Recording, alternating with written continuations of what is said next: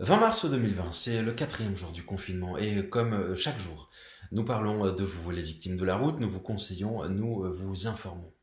Aujourd'hui, la question que nous posons est la suivante. Faut-il déposer plainte après que j'ai été victime de blessures involontaires occasionnées par un tiers? Pour moi, la réponse ne fait pas débat, c'est oui, oui et 3 fois oui. Pourquoi oui? Eh bien parce que le dépôt de plainte, même si vous avez fait un constat amiable, va permettre de déterminer les responsabilités de l'accident.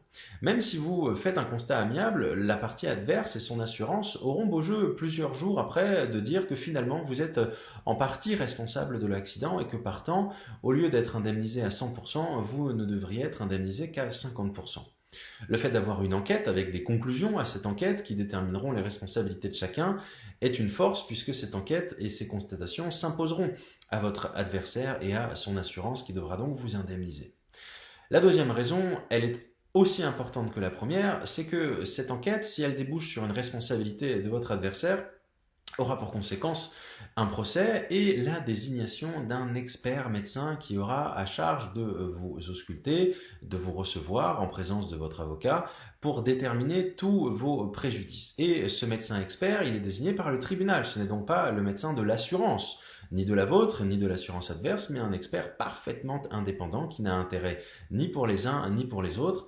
Et l'on a remarqué que ces experts désignés par les tribunaux sont toujours un petit peu plus favorables à la victime. Non pas qu'ils sont pro-victime, mais ils ne sont pas liés par un quelconque contrat avec une assurance. Dès lors, il est très intéressant que d'aller devant ces médecins, puisque cela nous permet ou de faire pression sur l'assurance adverse et ainsi négocier à la hausse vos dommages et intérêts, ou alors, si nous allons au bout de la démarche, de faire juger tout cela par un tribunal qui éditera un jugement qui sera opposable à notre adversaire.